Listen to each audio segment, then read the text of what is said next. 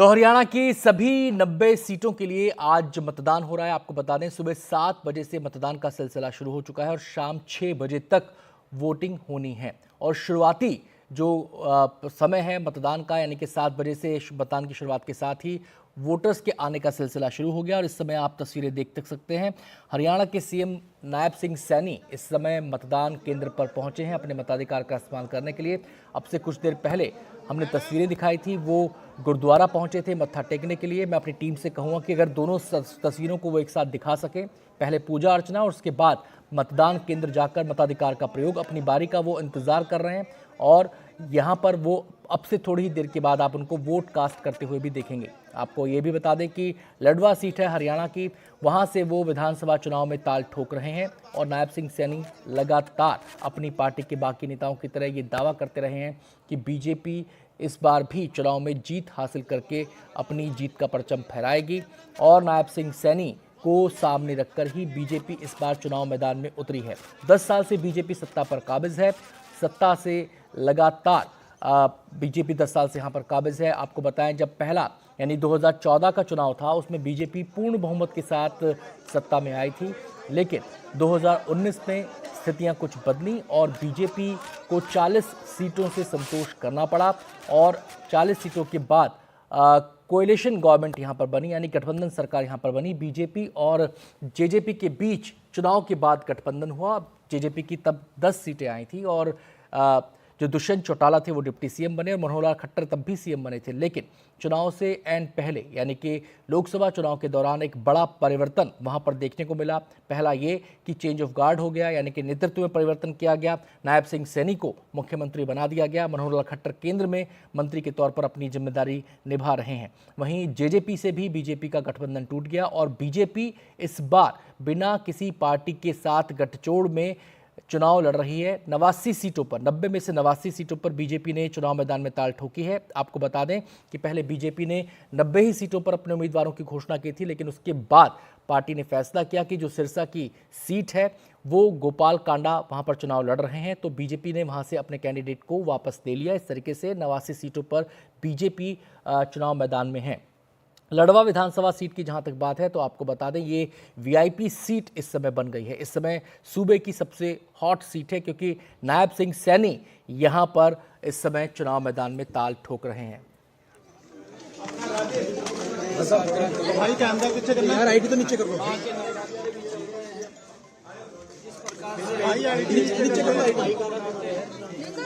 ये लोकतंत्र का पर्व भी ये हमें मिलकर के मनाना चाहिए।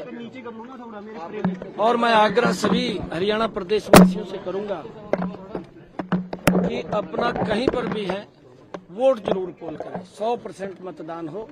ये लोकतंत्र की खूबसूरती भी है, लोकतंत्र की मजबूती भी है। मेरा हरियाणा प्रदेश के सभी नागरिकों से, क्योंकि राष्ट्र मजबूत हो, प्रदेश मजबूत हो, उसको लेकर के हमने ये विकसित हरियाणा, विकसित भारत, और उसको लेकर के हम अपना वोट पोल करें, मेरा यही आग्रह है। और आने वाले समय के अंदर, क्योंकि लगातार जब मैं प्रचार के लिए जा रहा था पूरे प्रदेश के अंदर घूमा हूं, हरियाणा प्रदेश का एक मूड स्पष्ट नजर आया है कि तीसरी बार भारतीय जनता पार्टी की सरकार बड़े मार्जिन के साथ बन रही है। और 8 तारीख को नई सरकार का गठन हो जाएगा। ये हरियाणा के लोगों ने तय कर दिया। 3 महीने आपका समय मेरा काम करने का, 3 महीने आपने अब तो मुख्यमंत्री काम किया, कई योजनाएं शुरू की, तो उन 3 महीनों को आप कैसे देखते हैं और हरियाणा के लोगों पर क्या असर गया होगा? नहीं, देखिए, हमारी सरकार ने पिछले 10 वर्षों में, डबल इंजन की सरकार ने जबरदस्त काम हरियाणा प्रदेश के अंदर किए हैं। हरियाणा के लोगों के जीवन को सरल सुगम करने का काम, गरीब व्यक्ति को मजबूत करने का काम, किसान को मजबूत करने का काम, और हमारी महिलाओं को सशक्त करने का काम, युवाओं में बड़ा विश्वास दिलाने का काम, ये पिछले हमारे 10 वर्षों के कार्यकाल के अंदर हुआ है। और आज वही कारण है कि लोग आंकलन करते हैं। कांग्रेस झूठ की राजनीति करती है, कांग्रेस झांसा झूठ और लूट की राजनीति करती है। और हरियाणा के लोग इस बात को समझ चुके हैं। हरियाणा ने यह बड़ा मन बना लिया है, तीसरी बार भारतीय जनता पार्टी की ऐतिहासिक सरकार बन रही है और हम आदरणीय मोदी जी के साथ मिलकर के हरियाणा प्रदेश का तीव्र गति से विकास करेंगे। इसके लिए हम लगे हैं। मैं पूरे हरियाणा प्रदेशवासियों, मैं पूरे दिल की धड़कन बढ़ी है। कोई दिल की धड़कन नहीं बढ़ी है। हमने काम किया है और काम के बल के ऊपर तीसरी बार सरकार आ रही है। दिल की धड़कन तो कांग्रेस की बढ़ रही है और उनकी सरकार बन रही है, आपको तो बार ये कहा जा रहा है। वो तो मध्य प्रदेश में भी बोल रहे थे कि हमारी सरकार आपके सामने। मैंने ये बात नहीं कही, आपने दिखाई है चैनलों के ऊपर।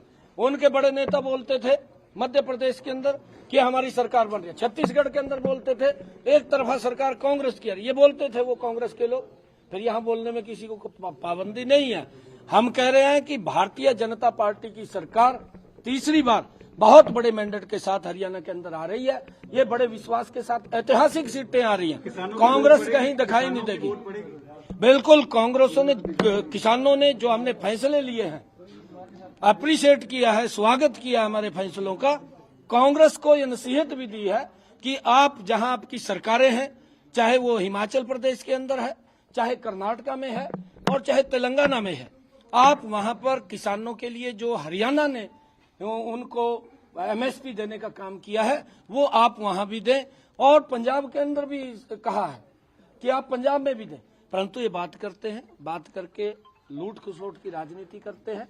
भारतीय जनता पार्टी मजबूती से तीसरी बार तो वोटिंग करने के बाद पत्रकारों से मुखातिब थे नायब सिंह सैनी। आपको बता दें कि नायब सिंह सैनी लगातार यही दावा कर रहे हैं कि तीसरी बार बीजेपी की सरकार बनने जा रही है। कांग्रेस की नीति और नीयत दोनों को ही कटघरे में वो खड़ा कर रहे हैं। वैसे आपको बताया कि जो सियासी सफर है नायब सिंह सैनी का काफ़ी दिलचस्प रहा है। वो कुरुक्षेत्र से सांसद रहे हैं, नारायणगढ़ से विधायक रहे हैं, करनाल से विधायक रहे हैं और इस बार लड़वा सीट से चुनाव मैदान में ताल ठोक रहे हैं। यानी कि अलग अलग सीटों को उन्होंने रिप्रेजेंट किया है हरियाणा में, कभी सांसद के तौर पर तो कभी विधायक के तौर पर। जहां तक लड़वा सीट की बात है तो नायब सिंह सैनी के अलावा सपना बरशामी और कांग्रेस के मौजूदा विधायक मेवा सिंह यहां से चुनाव मैदान में। एक छोटा सा ब्रेक लेंगे, जल्द लौटते हैं।